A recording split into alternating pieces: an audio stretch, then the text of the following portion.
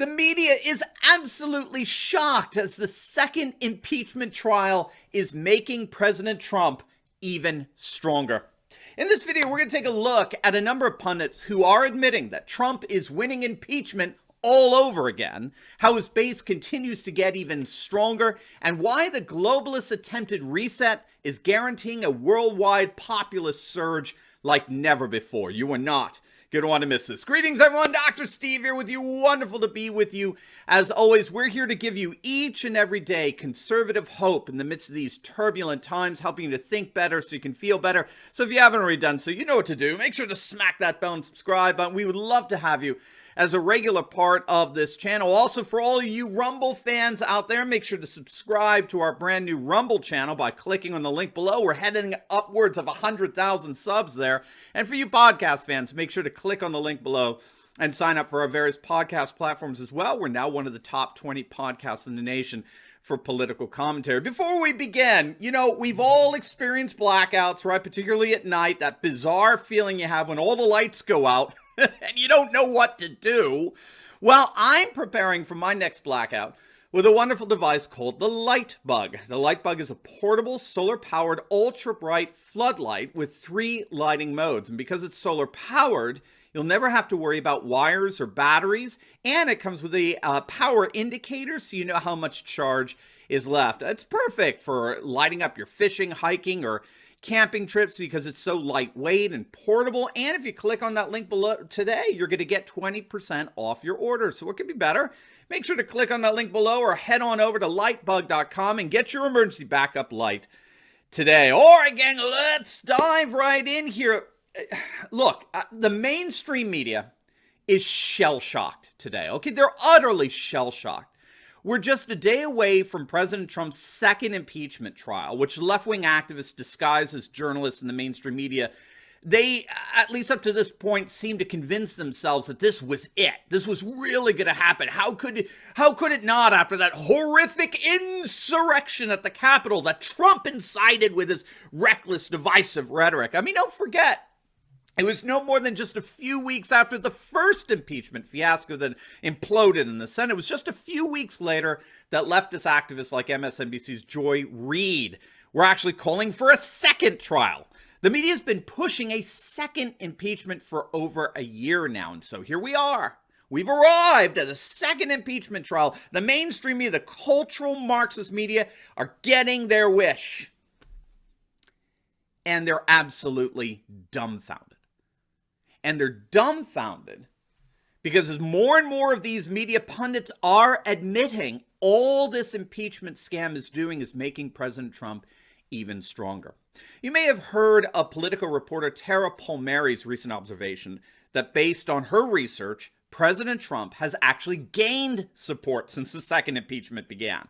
She was appearing on MSNBC, again, this ultra-leftist cable network, and she shocked the pundits there by informing them that there's nothing short of what she called a crusade being waged on behalf of President Trump in places like Wyoming, where Trump is way more popular than the neocon never-Trumper representative from Wyoming, Liz Cheney. So in fact, if you don't know, Liz Cheney was formally censured by the Wyoming Republican Party over the weekend. It looks virtually definite that they will not be endorsing her for re-election, which is almost moot at this point, given that she has only a 10% approval rating and will most likely get crushed in the 2022 primary. She already has a primary opponent, as well as virtually all of the other 10 Republicans that voted to impeach President Trump. Keep in mind, they voted for an impeachment that even liberals believe was completely unconstitutional.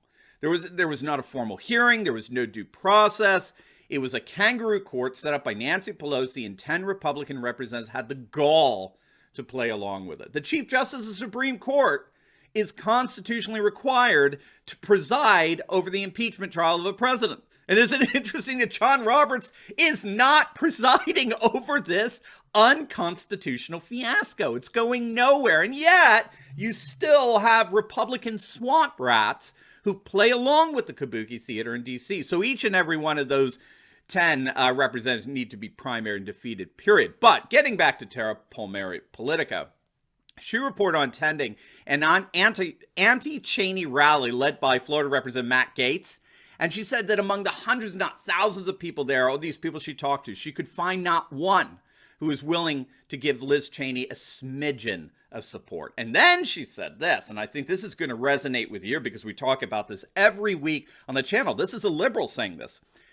She then described an apparent disconnect between what's perceived as truth in D.C. and what's perceived as truth in Cheyenne. Palmieri mentioned locals not wearing masks, expressing distrust of the coronavirus vaccine, claiming both that the number of reported deaths from the pandemic were inflated, believing the 2020 presidential election wasn't legitimate, and that the January 6th riot on Capitol Hill was staged by Antifa. Quote, I hate that they're so distrustful, Palmieri said. It feels like another world, but that's what's on the ground, and I don't think that we can ignore it. And I'm really happy that I went out there and saw it because I think that there's a huge disconnect between Washington and the rest of the country. In Wyoming, she added, a lot of people said they aren't really Republicans, that like they're for Trump. That's it. I think the base is getting stronger. Truly, I think an impeachment would make him even more powerful. Now, this is why we've been saying over and over again over the last few weeks that the worldwide populist revolt is just beginning. Even leftist journalists are recognizing that the populist revolt is growing by the day. Another fellow over at Politico, Michael Kruse, recognized this recently, although he ascribes it to Trump's uncanny lifetime knack of turning near disasters into massive brand-building triumphs. And he sees that pattern recurring here with the second impeachment. Trump's ability to overcome the odds, which he's demonstrated time and time again in the past, will only serve him well here again. And he not only won the first impeachment coming out of it stronger than ever, he's going to survive the second impeachment as well. And again, with Palmieri's analysis in the backdrop, it is only going to make Trump stronger, with even more political influence over the Republican Party than ever before. Sorry, Liz Cheney, you're not going to be around much longer. So what's going on here? Why is this worldwide populist revolt refusing to quell? And why does Donald Trump continue to see his support surge? Well, before we answer that, if you are looking for an encouraging and hopeful alternative to all the fake news nonsense that's being spewed out there on a daily basis from the likes of CNN and MSNBC and the New York Times, then you're going to find no better antidote than what's in the pages of my book, The Return of Christendom. Now, don't take my word for it. Just read through the reviews on Amazon, over 260 of them, and you'll see how this book cuts through all the cynicism and despair that we so often feel living in this crazy globalist world. So in page after page, I give you all the data and statistics and indicators that show nothing less than a new conservative Christian majority emerging throughout the United States and Europe, and it's already transforming the world map into a more nationalist, populist, and traditionalist world. And if you click on that link below, we're offering it for a limited time at 50% discount. That's right, 50% off. So do not wait. It's a limited time offer. Click on that link, get your book at a super discount today, and arm yourself with the information you need to crush fake news once and for all. All right, gang, so why are we seeing both the populist revolt and President Trump's support surge?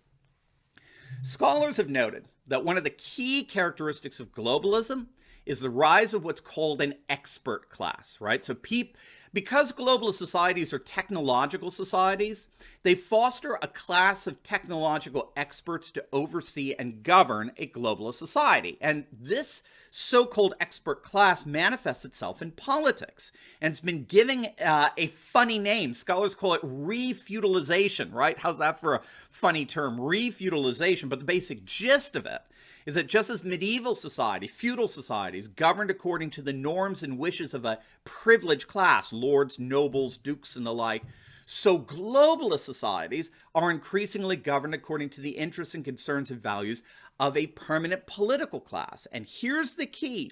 Those values, interests, and concerns are becoming increasingly alienated from the values, interests, and concerns of the people, the populace. And this is what's giving rise to the massive populist surge that not just here in the United States, but throughout the world.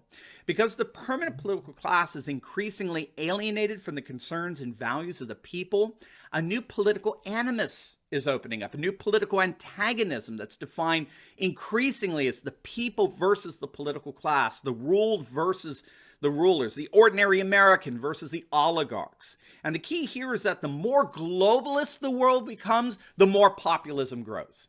And that's because the more globalist the world becomes, the more feudalist it becomes.